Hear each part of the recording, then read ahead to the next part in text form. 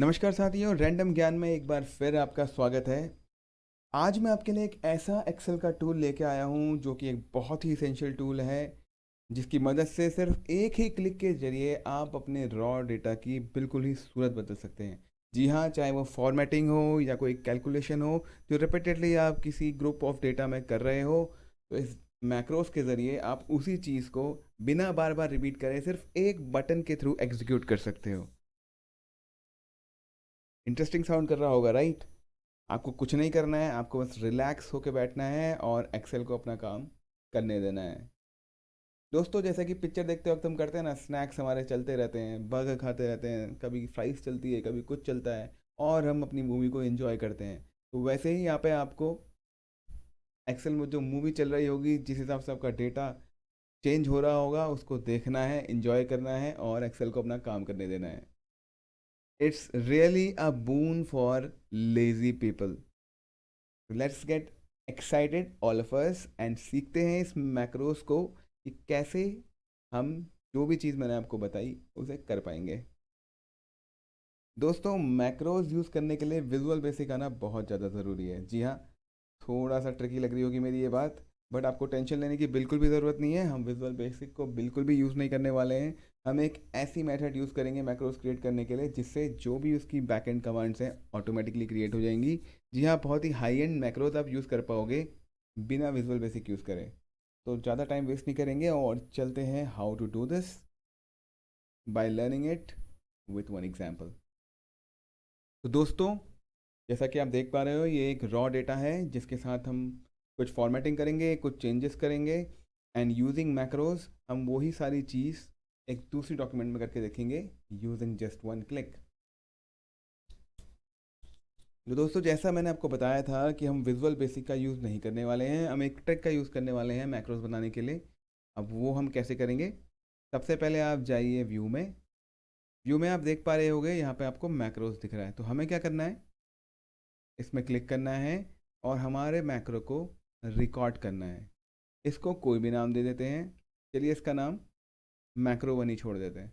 अब दोस्तों, यहाँ पे आप कुछ चीज़ें डिफाइन कर सकते हो। अगर आपको इस मैक्रो को कीबोर्ड की शॉर्टकट की के थ्रू एग्जीक्यूट करना है तो आप यहाँ पे डिफाइन कर सकते हो कि जैसे कंट्रोल प्लस बी हम दबाते हैं तो हमारा डेटा बोल्ड हो जाता है। तो यहाँ पे आप कुछ डिफाइन कर सकते हो। मान लो आप LOP 1 2 3 कुछ भी लिख सकते हो। तो वो कमांड जब आप टाइप करोगे कीबोर्ड से तो ये मैक्रो एग्जीक्यूट हो जाएगा। अभी के लिए हम वो चीज़ को छोड़ देते हैं। मैक्रो कहाँ स्टोर होगा? इस वर्कबुक में। और डिस्क्रिप्शन अगर आप देना चाहें तो दे सकते हैं, अगर आप बहुत ज़्यादा मैक्रोज बना रहे हैं तो चलिए इसे दबाते हैं हम। ओके। अब दोस्तों, हमारा मैक्रोज जो है वो एक रिकॉर्डिंग फेज में जा चुका है। अब मैं जो भी शीट में करूँगा, मेरे सारे स्टेप्स रिकॉर्ड हो रहे होंगे। चलिए, फॉर एग्जांपल मुझे ये वाला डेटा क्या चाहिए? बोल्ड चाहिए। और ये हम सेंटर अलाइनमेंट कर देते हैं इसको। थोड़ी सी इसकी विड्थ बढ़ा देते हैं, थोड़ा सा डायमेंशन बढ़ा देते हैं। सिमिलरली इसको हम यहाँ पे बॉर्डर दे देते हैं, सेंटर अलाइनमेंट कर देते हैं। चलिए, डेट्स का फॉर्मेट भी चेंज करते हैं। जो भी कुछ चीज़ें आप अगर कर रहे हो अभी, वो सारी चीज़ें अभी रिकॉर्ड हो रही है। और कुछ कर सकते हैं हम इसमें। एक काम करते हैं, थोड़े से कलरफुल कर देते हैं। फॉर एग्जांपल इसको येलो कर देते हैं, इसको हम ग्रीन कर देते हैं। ऐसे ही जो भी आप चाहते हैं दोस्तों, आप कुछ भी इसके साथ कर सकते हो। बस आपको ध्यान ये रखना है कि ये सारी चीज़ें रिकॉर्ड हो रही हैं। अब मान लीजिए मुझे ऐसा डेटा इसे करना था, मुझे इसे इस तरह से फॉर्मेट करना था। तो अब क्या करना है हमें? जैसे ही हमने हमारा काम कंप्लीट कर दिया है, हमें दोबारा व्यू में जाना है, मैक्रोस में जाना है और स्टॉप रिकॉर्डिंग कर देनी है। तो दोस्तों, अब हमारा एक मैक्रो क्रिएट हो चुका है जो कि क्या करेगा? हमारे डेटा को जिस हिसाब से हमने फॉर्मेट किया उसी हिसाब से फॉर्मेट कर देगा। तो जैसा कि आपने अभी एक मैक्रो क्रिएट कर दिया है, नेक्स्ट क्वेश्चन इज़ कि हम उस मैक्रो को यूज़ कैसे करें। जैसा कि मैंने आपको वीडियो की स्टार्टिंग में बताया था कि एक बटन में क्लिक करते ही आपका सारा डेटा उसी तरह फॉर्मेट हो जाएगा या उसी तरह चेंज हो जाएगा जैसा आप चाहते हैं। तो आपने डिफाइन कर दिया है कि आपको आपका डेटा किस तरह से फॉर्मेटेड चाहिए। तो सबसे पहले जो मैक्रो हमने बनाया था उसको एक बटन में कन्वर्ट करते हैं। लेट्स गो टू इंसर्ट, कोई भी शेप ले लेते हैं, चलिए एक ओवल शेप ले लेते हैं,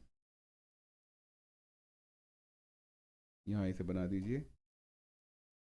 आप इसके में टेक्स्ट से नाम भी लिख सकते हैं, इसका कलर चेंज कर सकते हैं, वो सब आपका कॉल है कि इसकी फॉर्मेटिंग आप कैसे चाह रहे हो, किस तरह से चाह रहे हो। हम इसे येलो कलर दे देते हैं। अब ये हमारा मैक्रो बटन है, इसमें राइट क्लिक कीजिए, इसको असाइन कर दीजिए एक मैक्रो जो हमने बनाया था। आपने देखा था स्टार्टिंग में हमने नाम क्या दिया था, मैक्रो 1। जो भी नाम आपने दिया होगा उसको आप यहाँ पे असाइन कर दीजिए। तो हमने इसे अब एक मैक्रो असाइन कर दिया है। अब देखते हैं इस डेटा की टेस्टिंग। मैंने एक और रॉ डेटा यहाँ पे लिया हुआ है। एक काम करते हैं, इस रॉ डेटा को हम यहाँ से कॉपी करके इधर पेस्ट कर देते हैं। अब जैसा कि आप देख सकते हो दोस्तों, अभी इसकी कंडीशन बिल्कुल वैसी हो गई है जैसे हमने स्टार्टिंग में ली थी। अब दोबारा से ना मुझे इस डेट की फॉर्मेट चेंज करना है, ना मुझे इसे दोबारा से बोल्ड करना है, वो अलाइनमेंट सेंटर करने हैं, कलर चेंज करने हैं, जो भी मैंने फॉर्मेटिंग करी थी मैं नहीं चाहता कि मैं वो दोबारा से करूँ। तो what I will do, I will just sit back, I will just relax, I will just click on this button and will let Excel do my job. Check करते हैं, देखिए, जस्ट वन क्लिक एंड वोला, जैसा कि मैंने आपको बोला था, जो भी हमने फॉर्मेटिंग करी थी वो ऑटोमेटिकली इस फाइल में कॉपी हो गई। This is the beauty of macros guys. बहुत ही सिंपल है बनाना, आपको कुछ नहीं करना है, आपको बस रिकॉर्ड करना है, उसको असाइन करना है एंड देन उसे अपनी फाइल्स में यूज़ करना है। तो दोस्तों मैक्रो तो हमने बना लिया, बट जितना आसान ये आपको दिख रहा है ये उतना आसान है नहीं। कुछ चीज़ें हैं जो हमें माइंड में रखनी है मैक्रो रिकॉर्ड करते वक्त और मैक्रो यूज़ करते वक्त। तो आइए कुछ शेयर करता हूँ मैं आपसे कि क्या कुछ डूज़ हैं और क्या कुछ डोंट्स हैं जो आपको ध्यान में रखने हैं मैक्रो रिकॉर्ड करते हुए और मैक्रो को अपनी फाइल में यूज़ करते हुए। दोस्तों जैसा कि मैंने आपको बताया, मैक्रोस विजुअल बेसिक पे चलता है। उसके पीछे बहुत सारी बैकएंड कमांड्स चल रही हैं जो आपकी इस पूरी प्रोसेस को एग्जीक्यूट कर रही हैं। वो कैसे, चलिए देखते हैं। जो आपने मैक्रो बनाया वो कैसे काम कर रहा था। इस मैक्रो को अगर मैं एडिट करूँगा तो आप देख सकते हैं कि कितना बड़ा कोड इसके पीछे लिखा गया था जो कि आपकी सारी कमांड्स को एग्जीक्यूट कर रहा है। अगर आपको विजुअल बेसिक आती है तो ये आपको बहुत इजीली समझ आ जाएगा, बट जो बिगनर्स हैं और जो नहीं जानते विजुअल बेसिक के बारे में उनको ये बहुत ही खतरनाक कोड लग रहा होगा कि भाई ये क्या चल रहा है बैकग्राउंड में, ये तो मैंने किया ही नहीं। तो ये जो मेथड मैंने आपको बताई है उसमें आपको इसकी कोई भी टेंशन लेने की ज़रूरत नहीं है, ये खुद बनता रहेगा बैकएंड में। बस आपको रिकॉर्ड करते वक्त बहुत ही ध्यान रखना है कि जो आप चीज़ एग्जीक्यूट कराना चाहते हो वही हो, क्योंकि आप देख सकते हो आपकी एक सिंपल क्लिक के लिए भी यहाँ पे पीछे पूरा एक कोड है। तो कुछ भी एक छोटी सी गलती आप करोगे तो आपकी गलती भी वहाँ पे रिफ्लेक्ट होगी। जी हाँ, जब भी आप फॉर्मेट कर रहे हो, मान लो जो बेस फॉर्मेट आपने किया जब आप मैक्रो रिकॉर्ड कर रहे हो, अगर आप उसमें कोई गलती करोगे तो वो गलती भी यहाँ पे रिफ्लेक्ट होगी। हर बार आप उस मैक्रो को यूज़ करोगे तो वो सेम गलती रिपीट करेगा क्योंकि वो रिकॉर्डेड है। दोस्तों इस डेटा में भी आप देख पा रहे होंगे कि स्टार्टिंग में जब मैं फॉर्मेटिंग कर रहा था तो मुझसे एक गलती हुई है। मैं इस पूरे कॉलम को येलो नहीं कर पाया, ऑर्डर डेट मुझसे छूट गया था। तो आप देख पा रहे हो मैंने दूसरा सेट ऑफ डेटा जब यहाँ पे पेस्ट किया और मैक्रो चलाया तो जो ऑर्डर डेट था उसका कलर वाइट ही रहा यहाँ पे। तो वही मैं आपको बताना चाह रहा हूँ कि फॉर्मेटिंग के टाइम पे जो भी गलती आप करोगे वो हर बार रिपीट होगी जब जब आप मैक्रो यूज़ करोगे। तो be very very cautious while recording the macro. दूसरी चीज़, मान लेते हैं डेटा थोड़ा बड़ा होता, इसी को ट्रैक कर देता हूँ मैं। अब हम इसे मैक्रो में यूज़ करके देखते हैं। इसे कॉपी करिए और इसे यहाँ दोबारा से पेस्ट करिए। हमारा जो मैक्रो हमने बनाया था वो सिर्फ इस स्पेस के लिए वैलिड था, राइट। अब अगर मैं यहाँ मैक्रो चलाऊंगा तो क्या होगा, आपने देखा सिर्फ इतना ही एरिया फॉर्मेट हुआ। ऐसा क्यों हुआ, क्योंकि जो भी मैंने फॉर्मेटिंग करी जब मैं मैक्रो रिकॉर्ड कर रहा था तो मैं सिर्फ इसी एरिया पे कंसंट्रेटेड था। जो भी आप फॉर्मेटिंग कर रहे हो ग्लोबल फॉर्मेटिंग करो। आई मीन टू से, अगर आपको ये डेट फॉर्मेट करनी थी तो रैदर देन सेलेक्टिंग इतना सा एरिया, आपको ये पूरी रो सेलेक्ट करनी चाहिए थी। अगर आपको ये कलर करना था तो रैदर देन सेलेक्टिंग इतना एरिया, आप थोड़ा ज़्यादा एरिया सेलेक्ट कर लो। ये जस्ट एक एग्जांपल है, आप कुछ भी कर सकते हो इसमें, बट आपको ध्यान में ये रखना है कि जो भी आप कमांड्स यूज़ कर रहे हो वो इस तरह की कमांड्स हो कि अगर आपका डेटा ज़्यादा या कम हो, उसकी रोज़ नीचे ज़्यादा जा रही हो या उसकी कॉलम ज़्यादा आगे जा रही हो, तो उनके लिए भी वो यूनिवर्सल बन जाए। या तो फिर आप एक नया मैक्रो यूज़ कर लीजिए जो आपकी बड़ी रोज़ या फिर ज़्यादा कॉलम्स के लिए यूज़ हो जाए, तो वो आपका कॉल है।